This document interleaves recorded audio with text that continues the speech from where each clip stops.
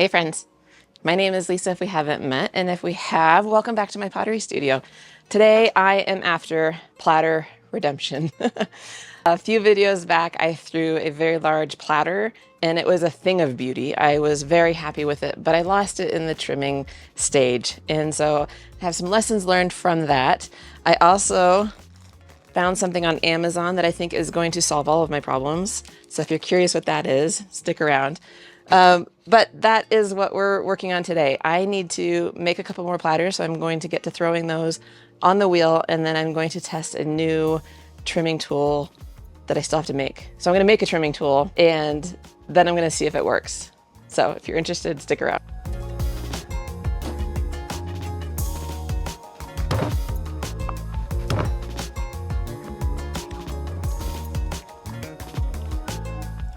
I have one ball of clay that's going to work pretty well. It's not too stiff, but I have this brand new, well, not brand new, it's 4 years old, but it's a block of clay that is definitely way too hard, especially for doing, a 6-pound platter. I'm going to put this in a better bag because it had torn here a while ago and I did tape it up, but it might be getting exposure to air somewhere else. And so I'm going to replace the bag and I'm going to rehydrate it. So I'll show you how I do that. So there's a few methodologies that you can use to get more moisture, get more water back into your clay to soften it up. But one of the ones that I found that I think works the best is I take an old paintbrush, the end of an old larger paintbrush, and a mallet, and I'm going to poke holes as deep down as I can and then fill the holes with water.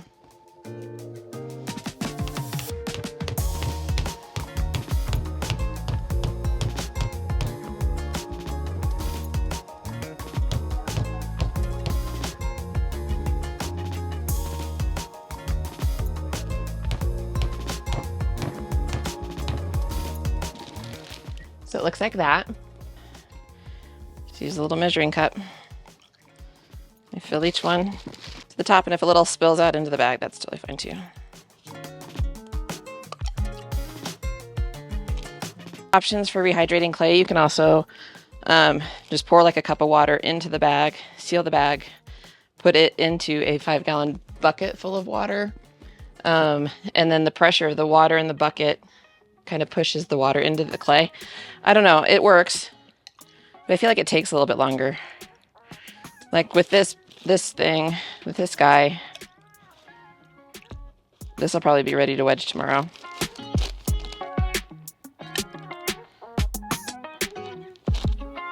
Okay, you didn't see in the last video, I throw all my plates and platters on plaster bats, and I use this bat mate to hold the plaster bat down. I made these plaster bats. I got a couple questions about it. It is just USGS pottery plaster #1, and I use those plastic saucers that you can get at the hardware store or the nursery for under plants, like the drip trays, and a lot of them have a kind of a texture to them on the bottom, and this one, using that as a mold will get this texture, and I do think it kind of helps to hold it on the wheel head, but if it was totally just completely flat on the bottom, I think you'd be fine too. Plaster is so fantastic to throw on for large bottom pieces. I do get it pretty wet. My big sponge here. You have all my hopes and dreams. This is about 6 pounds. This is roughly what I had in the last platter making attempt. I think it's gonna work.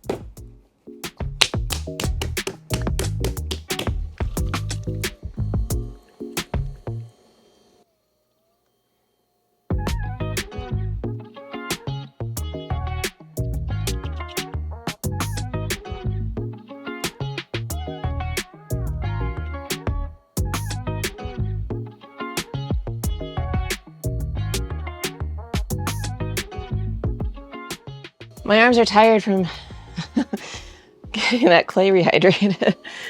Oh boy.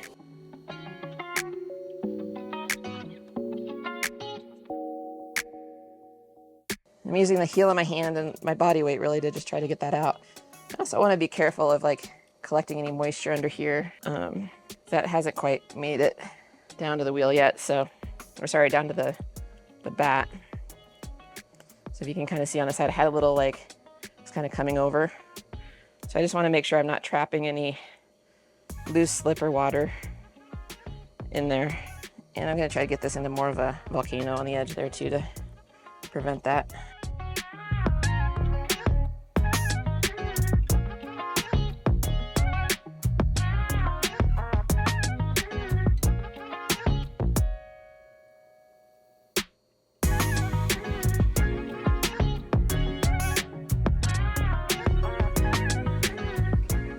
Okay, I have just about maybe ½ an inch here from the edge.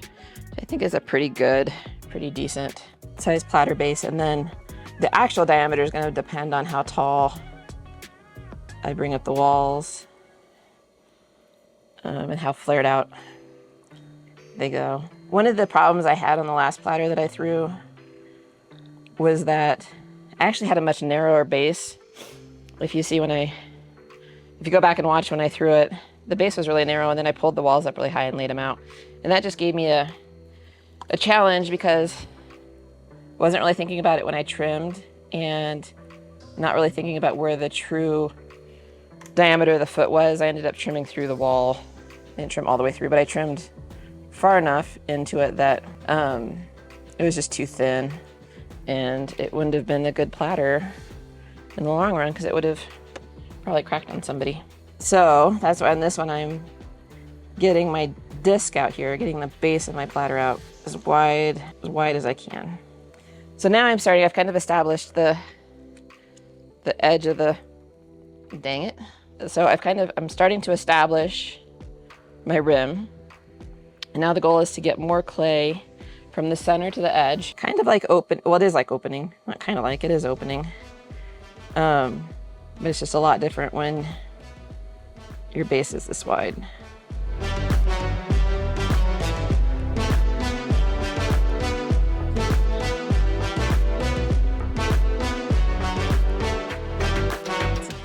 Let's see. Okay, so it's a pretty good amount for the foot. I don't think I want to go too much thinner there. We will just spend a moment and really compress this bottom. Compressing also will get that that hole you just created closed up. Doesn't hurt it at all.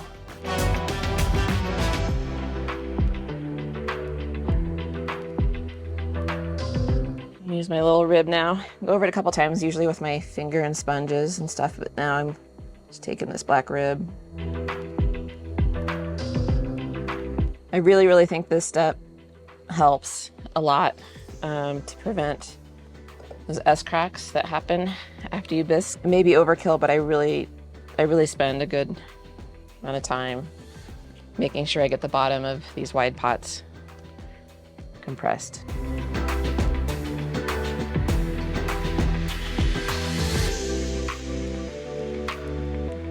Now clean up the rim a little bit and compress the rim.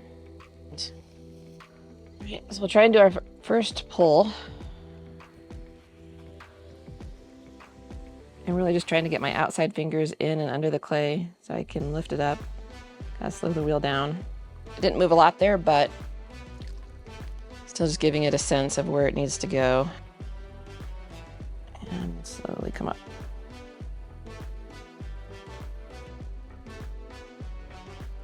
My wall so far has a little unevenness to it, but I'm not too worried about it.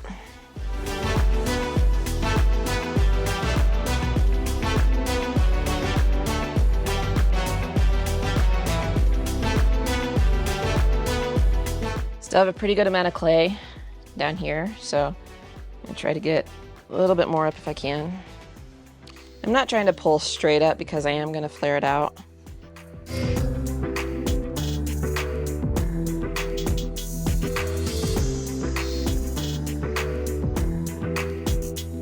The unevenness is really just in the rim.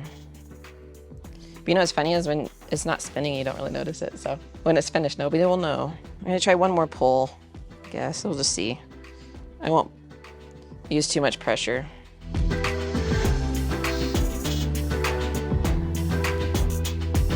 A couple things I'm going to do while I have the opportunity. I'm going to use a chamois on the rim, just because I can put a little bit more pressure down on it now.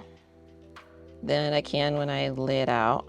And then before I start laying my walls down, I also want to trim away some of the clay at the bottom here.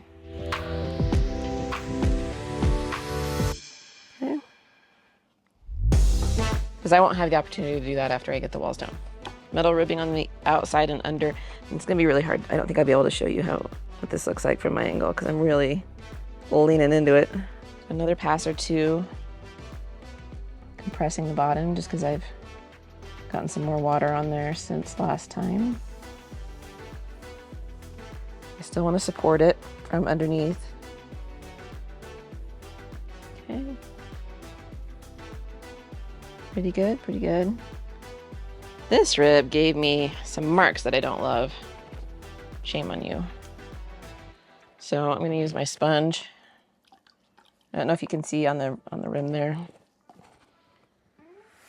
And take that out without pressing down. If my wood rib will clean it up. Trusty old wood rib. I can live with that. Haha! What do you guys think? I have to remind myself I don't have any more clay that I can throw with today, so I don't want to push this one too hard. The only thing I'm not loving is I don't really want to see so much of a transition from the base to the wall. So I'm gonna see if I can use this guy. I feel like this rim is gonna sit down on me on any second now, so I'm gonna play it safe. I think I'm gonna call it good. This is a very large platter. That was my goal. I've got a pretty good base, a pretty good wide base. Oh, Lisa, you just said you're gonna stop. I didn't stop. Okay, I'm stopping now. That rim is definitely gonna sit down on me any second now, so I am not going to do anything else to it. I might not even take it off the wheel just yet. I might let it firm up a little bit more before I do that. So we are on our way to platter redemption. Okay, so I'm not touching that platter. I'm not gonna touch it for a while. So while it's drying though, I'm gonna show you my mystery package. And the mystery package is memory foam.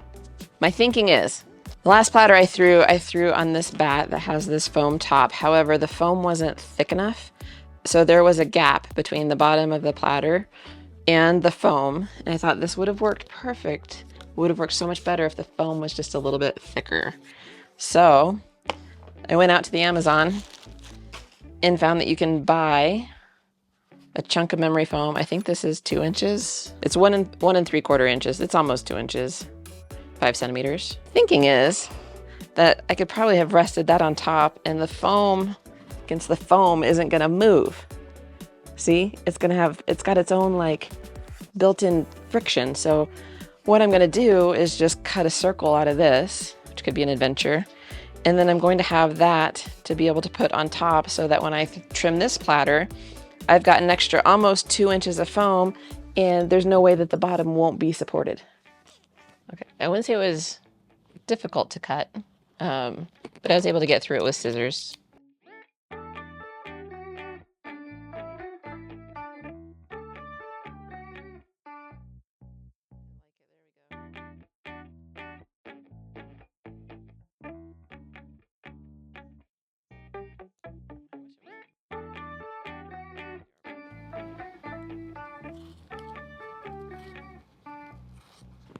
Okay, so I've kind of gone around, just cleaned it up a little bit.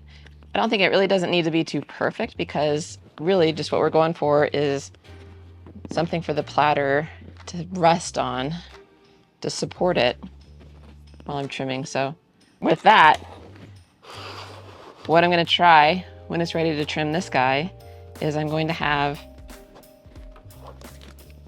kind of like a cake. And the foam on foam doesn't slide or move or anything. So I think I'll be able to put this bat on my wheel head with the platter on top of it. It'll be supported from underneath. Got plenty of room for the rim. The rim is too wide, it's not gonna come down and hit. Or if it does touch, it might just touch this foam, which is totally fine. And I'm gonna prevent it from like going like this on me while I'm trimming. Yeet. Okay, well, nothing left to do except wait for that to dry. So I'm gonna get this cleaned up and we will meet you back here when that is dry and we get to test out our new trimming cake. I'm gonna call it a trimming cake. I invented something. Trimming cake. Yeah, I like it.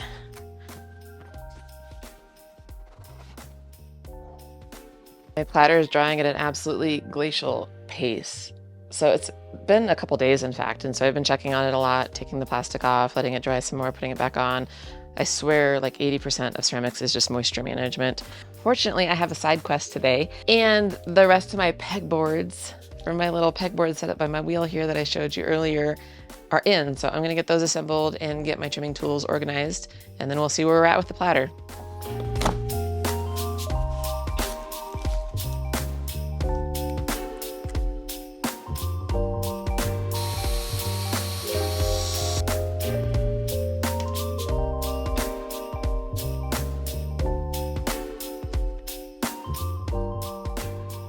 I love how this came out so much, you guys. So if you have a Giffen grip, if you guys use those, you know that they have these little arms that attach and they hold your pot onto the wheel when you're trimming, but they come in a variety of different lengths.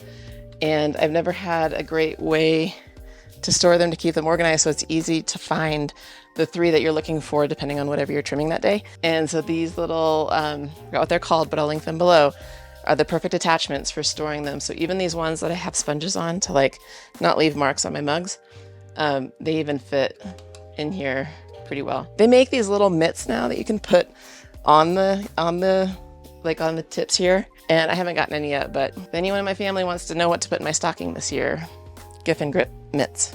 I would love some of those. But to actually store the Giffen grip, I just use 2 of these longer hooks. For right now, that's all it's balancing on, is just 2 of those really long hooks. It's still not popping off. It's still not dry enough yet. So I'm gonna put it outside because it's 100 degrees out there. So it should only take a few minutes in that heat and it'll pop off and then we'll be ready to trim. That took no time at all. Once I set it outside, you can see it's now released off of the bat. I do want to flip it over and let the bottom dry out a little bit more. So I'm going to try my new little trimming cake that we showed you earlier. And this middle, I'm stoked. It fits perfectly in the inside. And then this bat I'm going to place on top. And that just worked out brilliantly.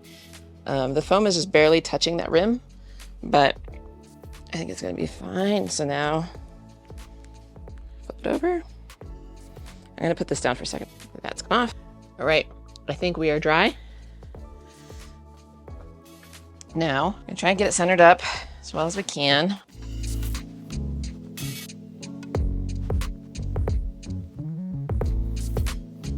It's a little hard to center because the foam doesn't want to move, which is good and bad. You have to kind of like lift it up and inch it over ever so slightly. Now this time trimming, I'm going to be very careful of where my foot ring is. That's part of what tripped me up last time. So fortunately, the way I threw it this time, I left a very defined spot. So I'm going to stick with that. And I'm just going to trim it up a bit and refine it. But I'm not going to go too deep at all. So I tell myself.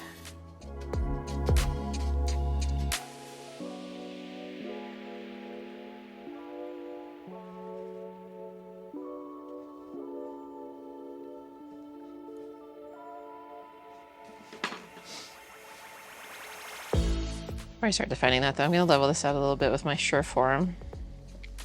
Got a little ahead of myself there.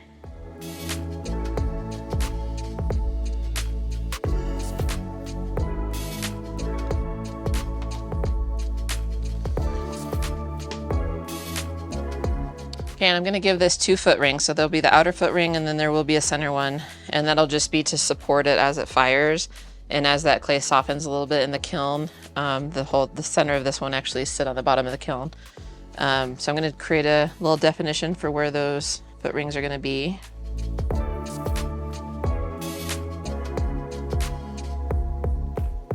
You can't tap in here very well because that foam that's there. So I have to just kind of feel by what the clay is doing. So I'm not gonna go too deep.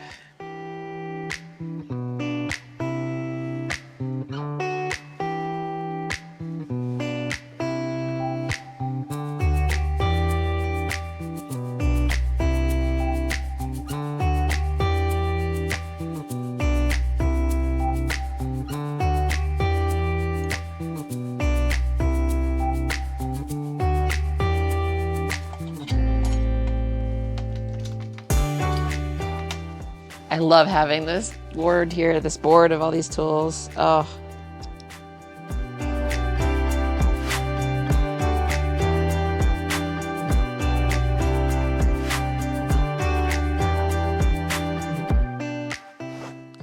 I'm just going around with a little bit of water on my fingertip. Just smoothing out some of those trimming marks. Let me find a bat. Turn my wheel off for good measure.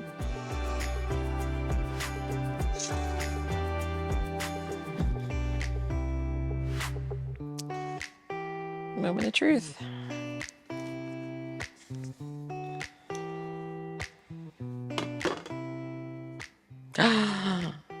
Ah, it's pretty good. I'll take it.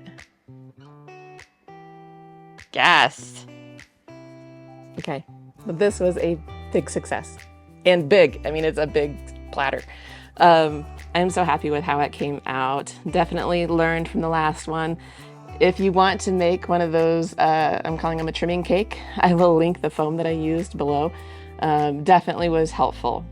And you can customize it. You can make whatever size you need, so that's pretty awesome. I'm gonna go ahead and wedge up some of that clay that I rehydrated a couple days ago so you can see how well that worked out. But otherwise, thank you so much for being here. It really means a lot to me that you'd watch my video. And if you're interested in more of this content, please follow along, hit that subscribe button, and we'll see you on the next one. Bye, guys.